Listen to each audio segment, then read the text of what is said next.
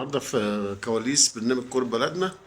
وحلقة مميزة جدا بجانب الحديث على مباريات دور الممتاز به. معانا فقرة مهمة جدا. الناس كلها بتتكلم عليها في كل الاستوديوهات وكل البرامج. مباراة الأهلي والزمالك لها طعم خاص، وكل الجماهير وكل الإعلام مهتم بها جدا جدا. وأنت حضرتك كنت أحد يعني نجوم نادي الزمالك، وعشت معسكرات كتير واحساسك بقى عارف اللاعب يحضر ازاي وكل نادي تبقى عامل ازاي وشغل الاعلام وبتاع. وانت راجل مدرب دلوقتي، من وجهة نظرك الزمالك ممكن الاماكن اللي ممكن يركز عليها خطوط الدفاع بالنسبه للاهلي ضعيفه.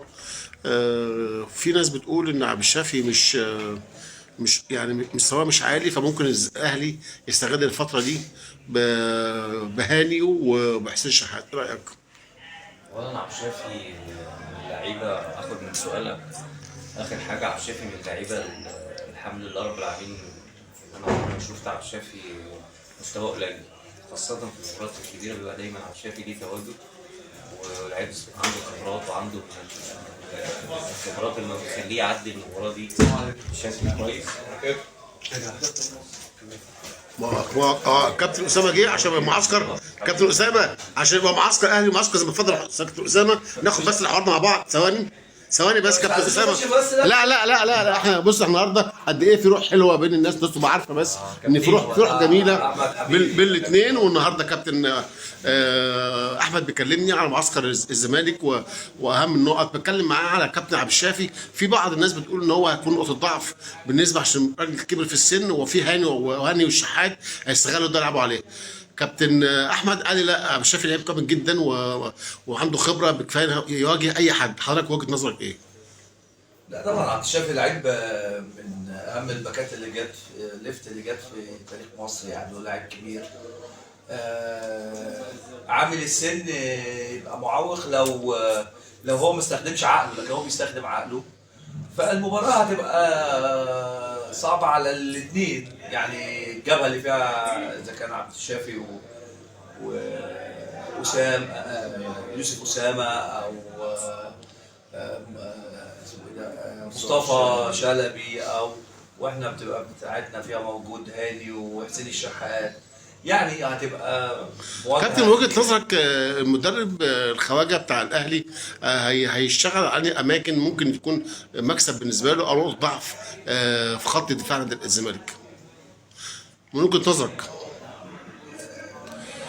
ما اعرفش، هو ممكن يبتدي باسلوب ضاغط، ممكن احتمال يضغط بضغط بشده من الاول، على اساس ان في فرق 5 نقط. حتى لو ما كسبش ممكن يتعادل. اعتقد هيبقى اسلوبه من اي مكان، اكيد في الجبهتين، اكيد من العمق، يعني يبقى في تنويع يعني. لكن مش ما اعتقدش انه في جبهه معينه هي اللي هتبقى معدله. كابتن في سمير. جبهه فيها علي معلول بيعمل خطوره، وفي جبهه تانيه فيها دلوقتي هاني وحسين فايقين يعني. كابتن سمير، ناخد من كابتن احمد كابتن اسامه. لا ده احنا ثواني نخلص ثواني. ناخد كابتن اسامه بيتكلم عن المنطقه دي، اهم الاماكن اللي ممكن يلعب عليها الراجل.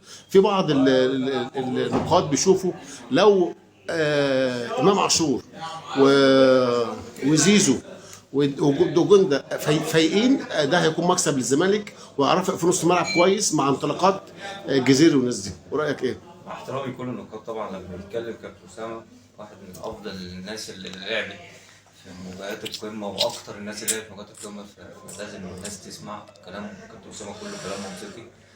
مباريات الموضوع بيبقى صعب على الفريقين بغض النظر عن مين موجود، او انت الناس ممكن تكون شايفها نقطه ضعف، ممكن الناس بتبقى شايفاها نقطه ضعف في ماتش القمه، تلاقي اللعيب اللي هو نقطه ضعف ده تلاقيه هو اللي متوهج في المباراه. دايما مباريات القمه بتطلع لنا مفاجآت ملهاش حسابات خالص. ممكن المدربين وعارفين ده كويس جدا، المدربين الكبار عارفين الكلام ده كويس جدا، لعيبه الخبرات اللي في ارض الملعب بتبقى عارفه الكلام ده كويس جدا. انا شايفها مباراه ملهاش حسابات خالص، ايا كان مين بيخش هو الفايق او هو الافوق بالنسبه للشارع الرياضي او للنقاد زي ما حضرتك بتقول. ممكن تلاقي متغيرات كتير جدا جدا اثناء المباراه، في غيابات هنا مؤثره وغيابات هنا مؤثره للامانه يعني.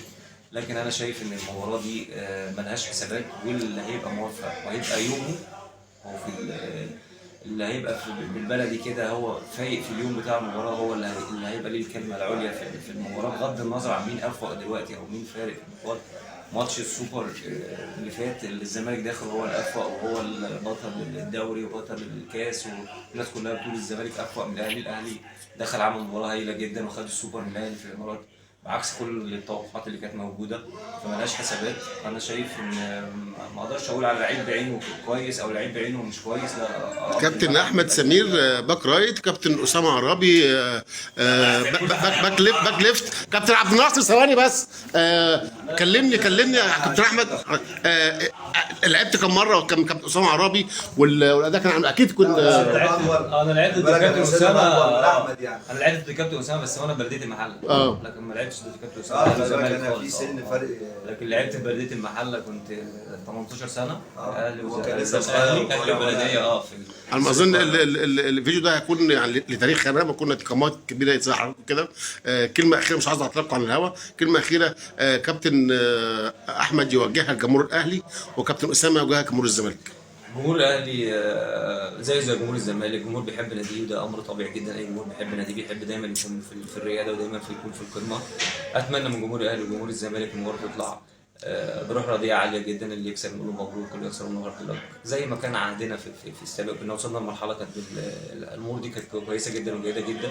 بقول لجمهور الاهلي لو كسبت بتمنى لهم التوفيق، لو جمهور الزمالك ان شاء الله باذن الله الزمالك يكسب بتمنى له التوفيق. لازم المباراه تطلع ان شاء الله باذن الله تليق باسم الكره المصريه وبسمعه مصر ان شاء الله باذن الله. كابتن اسامه من اكتر من الناس محبين نادي الزمالك بيحبها جدا جمهور الزمالك، وانت الناس القليله جدا اللي استحوذت على حب جمهور الاهلي وجمهور الزمالك.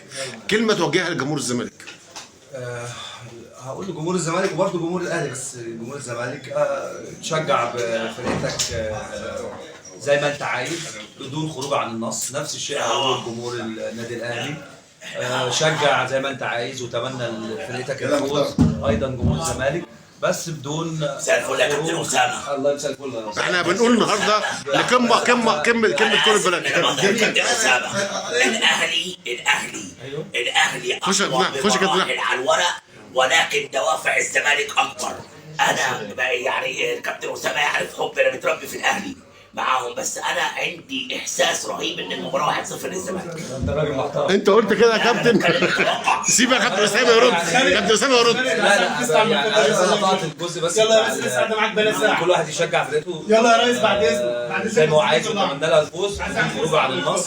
مش اخر مباراه للاهلي والزمالك. ياما الاهلي كسب وياما الزمالك كسب وياما تعادلنا وهنا خدنا بطولات وهنا خدنا بطولات. فالمهم المباراه تطلع بشكل كويس يا ريت يعني تليق بالكره المصريه. كابتن اسامه انا بشكر حضرتك. كان توقعك بالنتيجه، احنا هنقول ده على الهواء.